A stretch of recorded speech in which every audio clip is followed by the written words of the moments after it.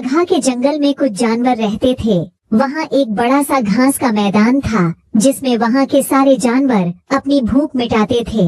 उसी जंगल के कोने में एक बूढ़ा शेर रहा करता था। वह स्वभाव में बहुत ही क्रूर था, परंतु उम्र ढल जाने से वह पहले जैसा शिकार नहीं कर पाता था, इसलिए वह सारा दिन अपनी गुफा में ही बैठा रहता था। यदि कोई जानवर उसके गुफा के नजदीक चला गया तो उसे अपनी बातों में फंसाकर गुफा के अंदर बुला लेता, फिर उसे खा जाता था। दूसरे जंगल के जानवर अक्सर उसकी बातों में फंस जाते और उसका शिकार बन जाते थे। एक दिन उसी जंगल में एक सांड आया। इतना बड़ा घास का मैदान देख घास की लालच में वह रुक गया। मैदान पर अपना हक जमाने के लिए सभी जानवरों पर रोब जमाते हुए बोला, मैं सभी जानवरों को बता देना चाहता हूँ कि आज से यह घास का मैदान मेरा है और मेरी इजाजत के बिना कोई भी इस मैदान से घास नहीं खा सकता। घास खाने के लिए उसे मुझे लगान देना होगा। बिना लगान दिए यदि कोई घास खाता है तो उसे अपनी जान से हाथ धोना होगा। इस बात से सभी जानवर बहुत चिंतित हुए।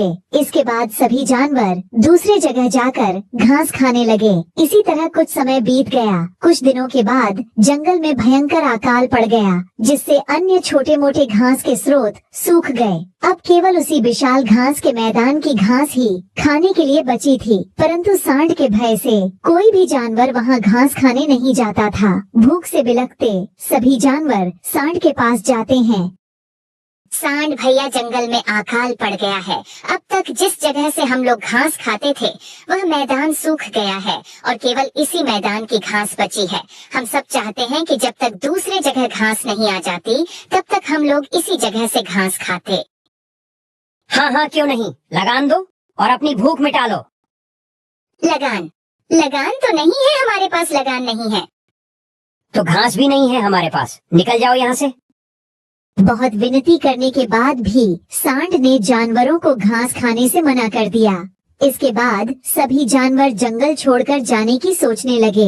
तभी हिरण ने सभी जानवरों को इकट्ठा किया और बोला, हमें उस सांड को सबक सिखाने के लिए कुछ न कुछ जुगाड़ करना होगा। हमें उस सांड को ऐसा सबक सिखाना चाहिए कि वह जीवन भर याद रखे। इस तरह हम कितने दिन तक सांड के सामने झुकेंगे? लेकिन हम कर भी क्या सकते हैं? तभी चूहे ने एक तरकीब निकाली और सभी जानवरों को बताया। उसके तरकीब से सभी जानवर बहुत खुश हुए और योजना के अनुसार अगले दिन का इंतजार करने लगे। अगले दिन सुबह होते ही योजना के अनुसार सभी जानवर घास के मैदान के पास इकट्ठे होते हैं और जोर जोर से हंसते हुए बातें करते हैं। उनकी आवाज सुन के सांड उनके नजदीक जाता है और उनकी बातें सुनने लेता है। अरे क्या गजब का जीव है, मैंने तो ऐसा प्राणी आज तक नहीं देखा। हाँ भाई, सही कहा। जो मांगो वह झट से दे देता है, मानो कोई जादू हो। उसके पूंछ में आज तो घास खा के मजा आ गया। सही कहा भाई, अब तो हमें घास के मैदान की भी जरूरत नहीं है। अब तो बस गुफा में जाना है और घास खा के आ जाना है। इतना सुनते ही सांड जानवरों के पास जाता है। सांड को पास आते ही सारे जानवर चुप हो जाते हैं। तभी सांड बोलता है, कैसी गुफा और घास की बात कर रहे हो तुम लोग? नहीं सांड भैया, हम लोग तो कुछ बात नहीं कर रहे हैं। हम सब कब से ऐसे ही खड़े हैं। झूठ मत बोलो, मैं कब से तुम लोग की बातें सुन रहा हूँ। जब सुन ही लिया है तो बता देता हूँ।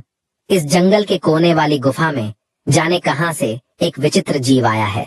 सभी जानवर उसे देखने जा रहे हैं। विचित्र जानवर? हाँ, जंगल के सभी जानवर उसको देखने गए हैं। उसका शरीर सांप जैसा लगता है, मुंह शेर जैसा और पूंछ लंगूर जैसी। उसके पूंछ में जादू है।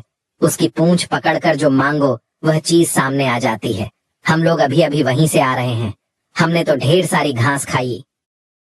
अच्छा, तो मुझे भी वहां जाना चाहिए और मैं अपनी ढेर सारी इच्छा को पूरी करूंगा। सांड वास्तव में ही उनके बातों में आ गया था।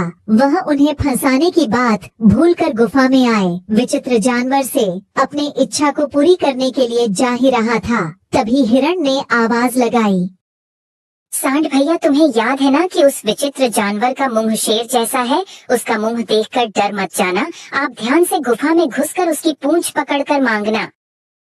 हिरण की बात सुनकर सांड अकते हुए बोला, शेर का मुंह तो क्या? वह असली शेर भी हुआ तो मैं डरने वाला नहीं हूँ।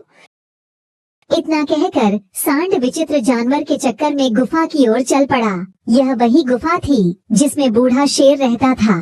उसी समय सभी जानवर भी दौड़ते हुए दूसरे रास्ते से गुफा के पास पहुंच गए और छिपकर देखने लगे। थोड़ी देर बाद सांड गुफा के पास आया और इधर उधर झांक कर गुफा के अंदर जाने लगा।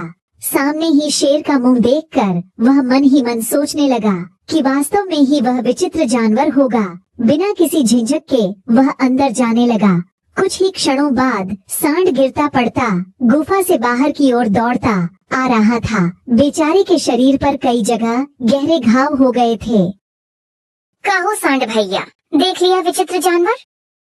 सांड ने हिरण को सामने देखकर सारा माजरा समझ गया और जान बचाकर वहां से भाग गया। तो दोस्तों, यह कहानी आपको कैसी लगी हमें कमेंट करके जरूर बताइएगा और साथ में चैनल को सब्सक्राइब करना ना भूलिएगा। तो मिलते हैं एक नई कहानी के